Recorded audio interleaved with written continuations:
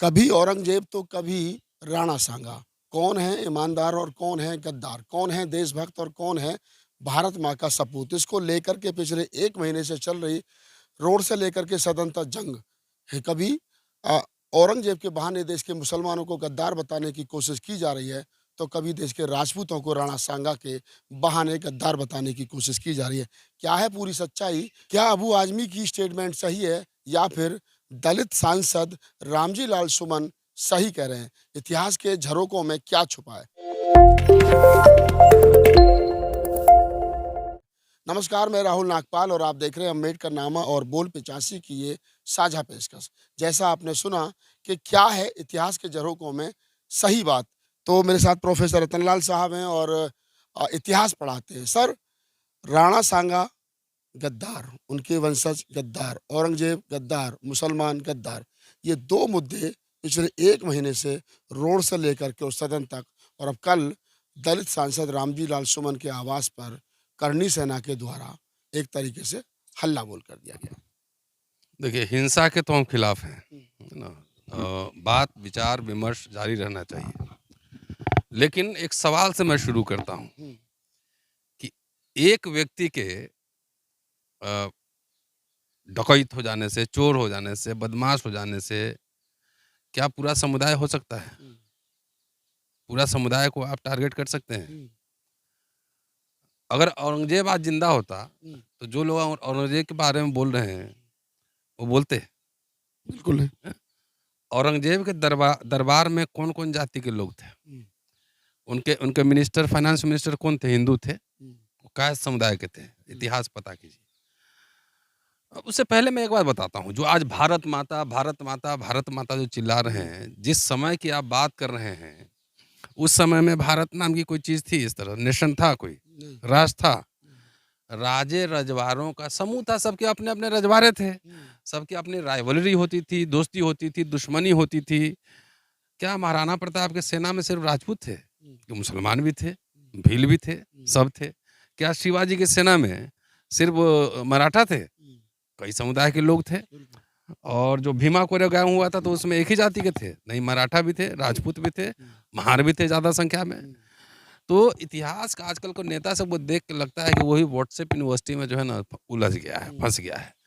और इसका संदर्भ का मैं विश्लेषण करूँगा हुँ, कि देश में जो हालात हैं अभी, तो कोई स्टेटमेंट जब देते हैं तो उसका एक संदर्भ होता है बिल्कुल। ना? कि देश में हालात है अभी औरंगज़ेब और राणा सांगा से देश को प्रॉब्लम है, हुँ, कि यहाँ जो बेरोज़गारी है, शिक्षा है, महँगाई है, हिंसा है, उत्पीड़न है। हुँ, ज़रा इन नेताओं से पूछिए तो इन पर वो कितना स्टेटमेंट दिए हैं, हुँ, है ना? हम लोग तो लगातार लड़ रहे हैं, हुँ, बोल भी रहे हैं। हैं? हुँ, पार्लियामेंट में कितने मुद्दे उठे हैं निजीकरण के खिलाफ, सोशल जस्टिस के खिलाफ, अम्बेडकर, लोहिया पे कितने डिबेट हुए हैं, हुँ, ज़रा ये पूछिए।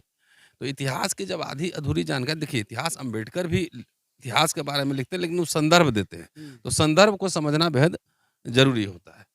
देखिए जब क्लाइव के खिलाफ सिराजुद्दौला बंगाल हुँ, जब युद्ध कर रहे थे तो वहाँ के सेठ अमीचंद और जगत सेठ अंग्रेजों की मुखबिरी कर रहे थे, ये भी तथ्य है। हुँ, ये भी सच्चाई है। हैं? हुँ, जब टीपू सुल्तान अंग्रेजों से लड़ रहे थे तो अंग्रेजों का साथ हिंदू राजा दे रहे थे। हुँ, राजा तो कोई अस्पृश्य दलित उलित था नहीं, हुँ, अपर कास्ट के लोग ही रहे होंगे। बिल्कुल। तो ये तो तथ्य है।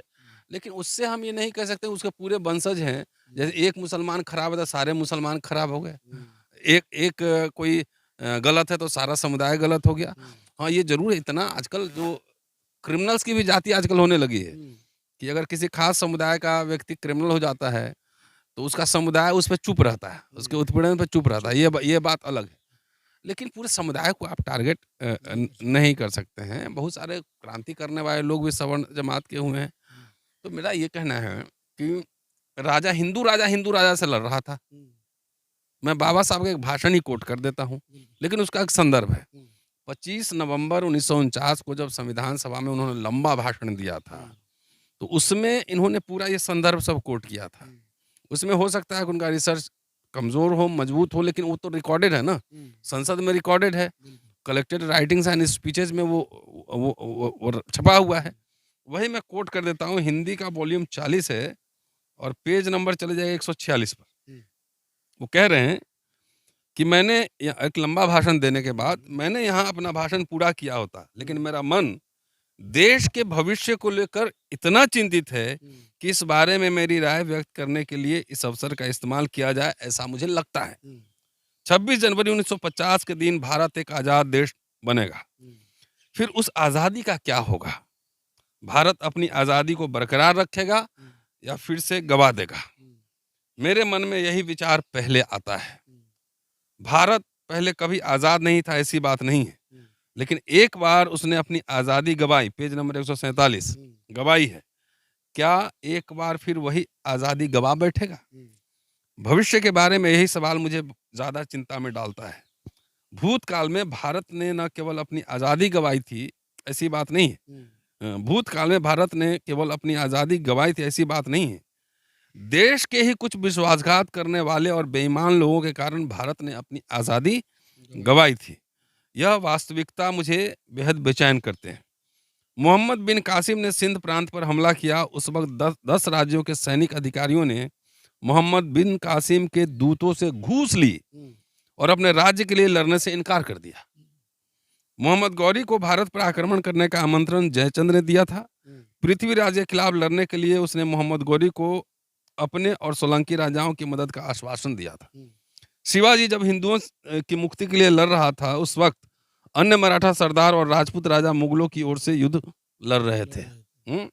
सिख राजकर्ताओं को हराने की कोशिश जब अंग्रेज शासक कर रहे थे, तब उनका प्रमुख सेनापति गुलाब सिंह चुप बैठा रहा। सिखों का राज बचाने के लिए उसने सिखों की मदद नहीं की। 1857 को भारत के ज्यादातर हिस्सों में अंग्रेजों के खिलाफ स्वतंत्रता युद्ध की घोषणा की, तब सिख दर्शक बनकर देखते रहे। आगे लिख रहे हैं, ये इंपॉर्टेंट है, क्यों संदर्भ जानना जरूरी है। क्या एक बार फिर इतिहास दोहराया जाएगा? इसी ख्याल से मैं चिंताग्रस्त हूँ। जातियों और संप्रदायों के रूप में अपने पुराने दुश्मनों के साथ भिन्न और परस्पर विरोधी विचार प्रणाली वाले राजनीतिक दलों की भरमार होने वाली है, जो अभी देख रहे हैं आप। इस वास्तविकता के बारे में सोचकर मैं अधिक चिंताग्रस्त हुआ हूँ। मैं नहीं जानता कि भारत के लोग अपने सिद्धांत से देश को श्रेष्ठ स्तर पर देखेंगे अथवा अपने सिद्धांत को देश से बढ़कर मानेंगे। लेकिन एक बात पक्की है, अगर दल अपनी प्रणाली को, अपने सिद्धांत को देश से बढ़कर मानेंगे, तो दोबारा आज़ादी गंवाने का संकट आएगा ही। और इस बार आज़ादी गंवा बैठे तो हमेशा के लिए हाथ से जाएगी। इस संभावना के खिलाफ लड़ने के लिए हमें कटिबद्ध होना है। अपनी खून की आखिरी बूंद जब तक है, तब तक अपनी आज़ादी की रक्षा का निर्धारण हमें करना होगा। डॉक्टर अंबेडकर देश के निर्माण में संदर्भ दे रहे हैं। आज जिस तरह से जातियां और संप्रदाय आपस में भिड़ रही हैं, क्या वो राष्ट्र का निर्माण हो रहा है? अगर औरंगजेब के खिलाफ आप हेटरेट फैला रहे हैं और मुसलमानों को टारगेट कर रहे हैं, तो इससे राष्ट्र का निर्माण हो रहा है। डॉक्टर अंबेडकर राष्ट्र निर्माण के संदर्भ में कह रहे हैं। जो चिंता बाबा साहब जब जता रहे थे वो हो रहा है ना। अब जिस तरीके से है यहाँ पे, तो इस देश का कौन सा समूह विदेशी ताकत से हाथ मिला ले। और आजकल वो साम्राज्यवाद वैसे नहीं आया कि आएगा यहाँ हुकूमत करने, वो सिद्ध नहीं है। सीधा आपको जो है ना, पूरा आपको गुलाम बना लेगा टेक्नोलॉजी के माध्यम से, पैसे के माध्यम से। सारा कंपनी खरीद लेगा, सब कुछ खरीद लेगा ना। वित्तीय साम्राज्यवाद कहते हैं। जिस प्रकार से बिक रहा है वो आसान भी। आज आपको पता है कि हर देश का बच्चा, गरीब बच्चा जिसने 1 रुपया नहीं देखा, वो भी करोड़ों के कर्ज में पैदा होता है। इतने ज्यादा कर्ज ले लिए हैं, कितने लाख करोड़। मैं तो इकोनॉमिक्स मैथमेटिक्स का नहीं हूँ, लेकिन मनमोहन सिंह के ज़माने में देश का जितना कर्ज था, उससे 3 गुना ज़्यादा कर्ज अभी है। मतलब एक बच्चा करोड़ों में के कर्ज में पैदा होता है। क्या देश के नेताओं के सामने ये समस्या नहीं दिख रहा है? स्कूल, कॉलेज, यूनिवर्सिटी बंद हो रहे हैं, ये समस्या नहीं दिख रहा है? रोजगार खत्म हो रहा है, ये समस्या नहीं दिख रहा है? वायलेंस, हेट्रेड, नफरत फैलाया जा रहा है, ये समस्या नहीं दिख रहा है?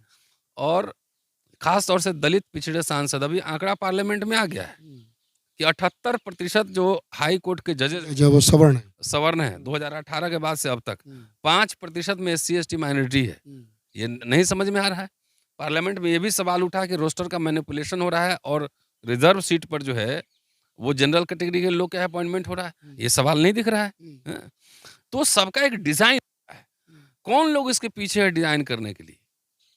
भाई क्या नाम है, अबू आजमी साहब को इसी समय औरंगजेब क्यों याद आ गए? किसने उनको कहा कि आप ही स्टेटमेंट दीजिए? किसने स्टेटमेंट दिलवाया क्या? और यहाँ आपको आप हिस्टोरियन हैं, जैसे मैं आया हूँ तो एक पन्ना लेके आया हूँ, कोई हमको बोलेगा तो मैं पेज नंबर बता दिया, Ambedkar writing speeches volume 40 page number 146 147। आप पार्लियामेंट में जाइए तो तैयारी करके जाइए पूरा, और हल्का भाषण मत दीजिए। आपको वही बात बोलना है तो उसका रेफरेंस लेकर जाइए, ठीक है? रेफरेंस उस समय बताइए 1000 साल पहले इस देश में तो अस्पृश्यों को पानी पीने का अधिकार नहीं था। वो तो रजवाड़े आपस में लड़ रहे थे अपनी सत्ता बचाने के लिए। हैं? क्या सेना में बहाली होती थी अस्पृश्यों की? हैं? भाई अलाउद्दीन खिलजी और बाबर में लड़ाई हुई यहीं पे पानीपत में, तो खिलजी हार गया। खिलजी के खिलाफ सांगा ने इनवाइट किया होगा। तो उससे पूरे कम्युनिटी को इस तरह से, मतलब वो भी ठीक नहीं है, मैं कह रहा हूँ वायलेंस भी ठीक नहीं है। लेकिन नेता जब जाएं पार्लियामेंट में या जो विधानसभाओं में, तो पूरी तैयारी के साथ जाएं, थोड़ा पढ़ के जाएं। औरंगजेब, वो राणा सांगा पर नहीं बोलते आप, औरंगजेब के जितने दरबार में लोग थे उन्हीं पर बोलते। अकबर के जो नौरतन थे उन पे बोलते कि भाई आप ही के पूर्वज तो वहाँ दरबार में आनंद ले रहे थे, मंत्री थे, मनसबदार थे, जागीरदार थे। मेरे पास किताब है, मैं पढ़ के सोचता हूँ कि निकाल के जरा एक आध वीडियो बनाऊं कि औरंगजेब के दरबार में कितने हिंदू थे और किन किन पोजीशन पे थे। काउंटर तो वहीं से कर सकते थे ना, काउंटर तो वहीं से कर सकते थे। तो हमारे लोग पता नहीं क्यों रिसर्च नहीं करना चाहते हैं, पढ़ना नहीं चाहते हैं। आखिर उत्तर प्रदेश में एट्रोसिटी की घटना ज्यादा है ना, राम राज्य है वहां पे, डबल इंजन की सरकार। नौकरियां खत्म हो रही है, सब आंकड़े आ रहे हैं। इस पे क्यों नहीं अंबेडकरवाद और समाजवाद जो बात कर रहे हैं, जो पॉलिटिक्स कर रहे हैं, इस पे क्यों नहीं हंगामा इतना करवा पा रहे हैं? इस पे हंगामा करवाना चाहिए था ना, पार्लियामेंट में, सड़क पे, आंदोलन में। तो आप हिस्टोरियन हैं ना, या हिस्ट्री में खामखा आप हाथ डालने जा रहे हैं? भाई जिनको इतिहास की एक व्याख्या होती है, बगैर फैक्ट के उस समय के दस्तावेज निकाले जाएं, जो प्रमाणिक हिस्ट्री है उनको निकाले जाएं, पढ़ के आप बोले ना। औरंगजेब से राणा सांगा का क्या मतलब रिश्ता है? औरंगजेब पे भी डिबेट हो रहा था, औरंगजेब ही में डिबेट करूंगा।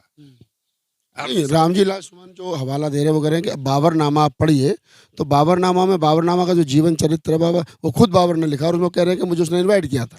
तो वो तो मैं तो कह ही रहा हूँ ना, इसमें तो बाबा साहब ने क्या लिखा है कि भाई शिवाजी के खिलाफ लड़ने वाले लोग औरंगजेब की सेना में तो हिंदू भी थे ना। भाई राजे महाराजे खाली जात देख के थोड़ी अपना जिग जाग होता था ना। महाराणा प्रताप की सेना में मुस्लिम भी थे ना, तो इनवाइट किया होगा। आपको अगर हमको काउंटर आर्गुमेंट करना है तो औरंगजेब पे ही काउंटर आर्गुमेंट दे देंगे। क्या औरंगजेब ने, कहते हैं कि वो जब तक एक मन जनेऊ नहीं देखता था तो वो नाश्ता नहीं करता था, तो इतने फिर बाकी जनेऊधारी बच कैसे गए? उतना आर्गुमेंट सीधा है। मठ मंदिर जागीरदारी आपकी बच कैसे गई? वो सारे रिसर्च हुए पड़े हैं, कौन मठ को, किस मंदिर को कितना ग्रांट दिया गया है, कितना जमीन दिया गया है, कितनी छूट दी गई है।